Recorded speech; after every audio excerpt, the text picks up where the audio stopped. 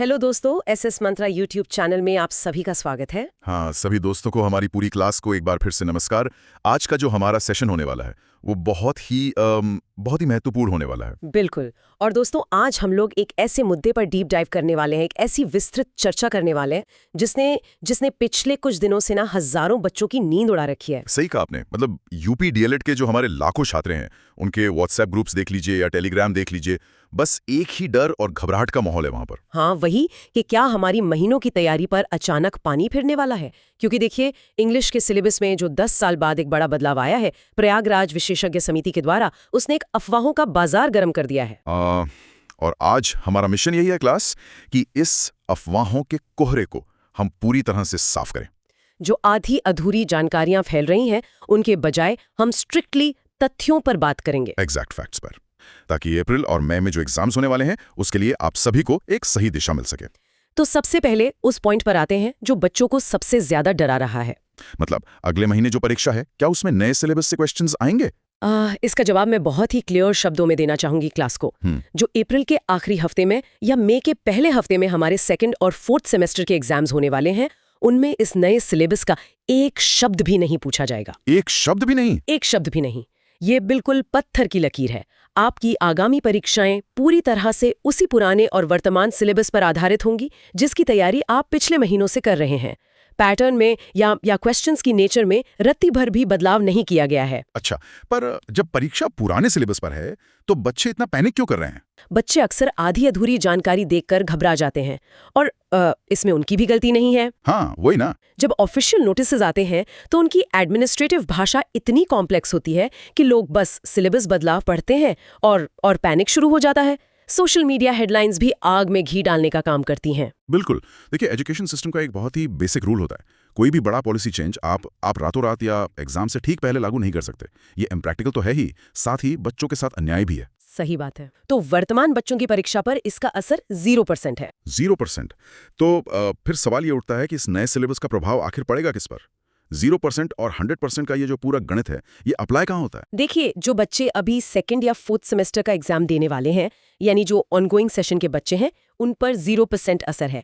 उनकी किताबें, नोट्स सब वैसे ही रहेंगे। हाँ। लेकिन जो बच्चे अभी फर्स्ट सेमेस्टर से सेकंड सेमेस्टर में जाएंगे, यानी जो नेक्स्ट सेशन वाले नए बच्चे हैं, उन पर इसका असर पूरा 100% होगा। यानी उन्हें नया सिलेबस और नई किताबें पढ़नी होंगी। बिल्कुल। इसको क्लास ऐसे समझें कि ये एक ऐसे नियम की तरह है जो सिर्फ नए एडमिशन्स पर लागू होता है, ताकि जो पुराने बच्चे हैं उनकी पढ़ाई का रिदम ना टूटे। ये बहुत ही लॉजिकल कदम है प्रशासन का। पर चलिए अब इस डिस्कशन के सबसे मेन हिस्से पर आते हैं। पूरे 10 साल लग गए इस सिलेबस को अपडेट होने में। हाँ, एक पूरा दशक। तो आखिर प्रयागराज कमेटी ने ऐसे क्या नया जोड़ दिया है इसमें? क्लास को स्टेप बाय स्टेप समझते हैं। देखिए, कमेटी ने 4 बहुत बड़े बदलाव किए हैं। पहला है फोनेटिक्स, यानी ध्वनि विज्ञान को शामिल करना। अच्छा, फोनेटिक्स यानी सही उच्चारण या प्रोनंसिएशन कैसे करें और बच्चों को कैसे सिखाएं। बिल्कुल। अब तक हमारे यहाँ इंग्लिश बस पेपर पर लिखने और पढ़ने की भाषा रही है, पर अब एम्फेसिस इस बात पर है कि आप बोलते कैसे हैं। लेकिन इसकी इतनी अचानक क्या जरूरत पड़ गई? हम तो सालों से बिना फोनेटिक्स के भी इंग्लिश पढ़ ही रहे थे ना। देखिए, हमारी जो मातृभाषा हिंदी है वो बहुत ही साइंटिफिक है। हम जैसा लिखते हैं ठीक वैसा ही बोलते हैं। पर इंग्लिश थोड़ी अजीब है, उसमें स्पेलिंग और प्रोनाउंसिएशन में बहुत अंतर होता है। सही बात है, पुट और बट वाला लॉजिक। वही ना। तो जब हमारे बच्चे इंग्लिश बोलते हैं तो उनके प्रोनाउंसिएशन पर उनकी मातृभाषा का बहुत गहरा प्रभाव दिखता है। फोनेटिक्स का ये नया ट्रेनिंग हमारे फ्यूचर टीचर्स को सिखाएगा कि मुंह के किस हिस्से से कौन सी साउंड निकालनी चाहिए। जब टीचर का उच्चारण शुद्ध होगा तभी तो वो आगे चलकर अपने हजारों बच्चों को सही अंग्रेजी सिखा पाएगा। सही बात है। एक शिक्षक जैसा बोलेगा उसकी पूरी क्लास वैसा ही सीखेगी।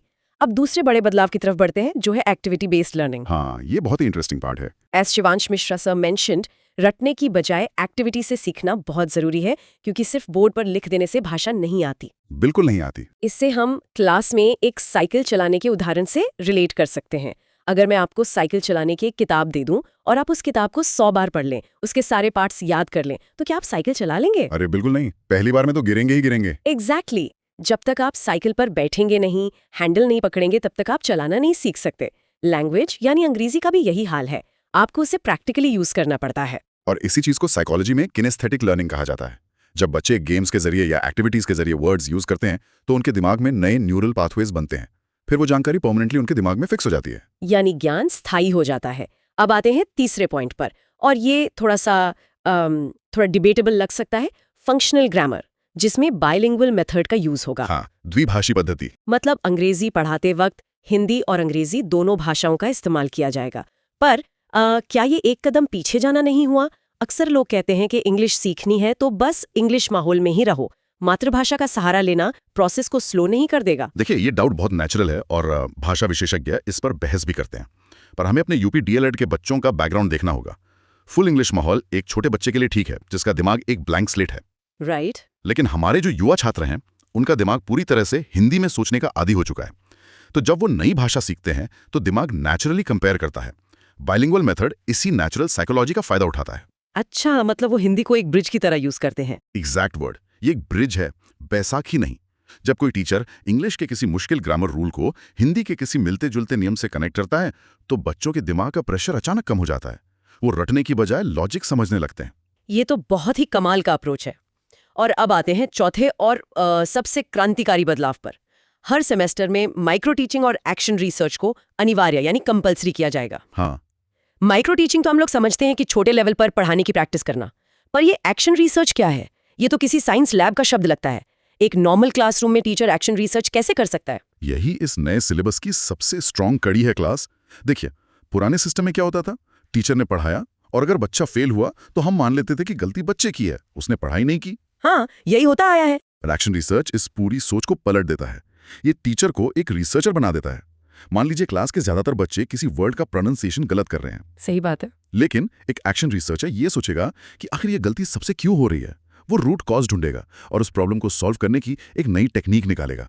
ये बेसिकली आपको एक बेहतरीन क्लिनिकल एजुकेटर बनाता है। वाह, ये तो टीचर और स्टूडेंट का कनेक्शन ही बदल देगा। पर अब एक बहुत बड़ा सवाल आता है, ये चारों चेंजेस, चाहे फोनेटिक्स हो, एक्टिविटी लर्निंग हो, बाइलिंगुअल मेथड हो या एक्शन रिसर्च, ये बदलाव आखिर 10 साल बाद ही क्यों? ये अब इतना जरूरी क्यों हो गया? इसके पीछे जो सबसे बड़ा विजन है वो है हमारी NEP 2020 यानी राष्ट्रीय शिक्षा नीति। एजुकेशन को रटने से मुक्त करके प्रैक्टिकल और आधुनिक बनाना इसका मेन लक्ष्य है। और इसके साथ एक ग्लोबल डिमांड भी तो है। आजकल AI, रिसर्च और टेक की दुनिया में अंग्रेजी की कितनी जरूरत है, ये हम सब जानते हैं। बिल्कुल। और एक टीचर का अपडेटेड रहना सिर्फ उसकी अपनी नौकरी के लिए नहीं होता, वो आगे चलकर हजारों बच्चों को पढ़ाएगा।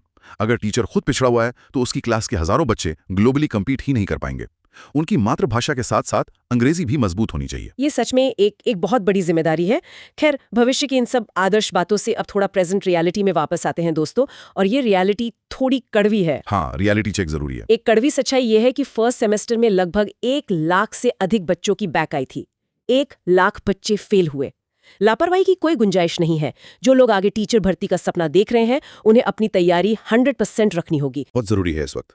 सबसे पहले तो बच्चों, ये पैनिक करना बंद करें और हमारी टीम को सिलेबस को लेकर बार बार कॉल या मैसेज करना छोड़ दें, क्योंकि हमने क्लियर कर दिया है कि सिलेबस नहीं बदला है आपके लिए। हाँ, फोकस शिफ्ट करना पड़ेगा। और फोकस कहाँ होना चाहिए? PYQ पर, यानी प्रीवियस ईयर क्वेश्चंस। 2016 से लेकर 2025 तक के सारे क्वेश्चंस का आपको गहनता से अध्ययन करना है। रिवर्स इंजीनियरिंग करनी है एग्जामिनर के दिमाग की। बिल्कुल सही कर सकते हैं।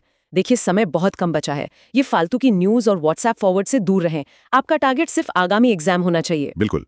और जो लोग फ्री PDFs या क्लासेस चाहते हैं, वो हमारे टेलीग्राम या इंस्टाग्राम हैंडल SS अमंत्रा ऑफिशियल पर हमसे जुड़ सकते हैं। वहां सारा मटेरियल अपडेटेड है। सही कहा। दोस्तों, अगर आपको ये क्लास पसंद आई हो तो SS मंत्रा चैनल को सब्सक्राइब करें, वीडियो को लाइक करें और बेल आइकॉन दबाना न भूलें।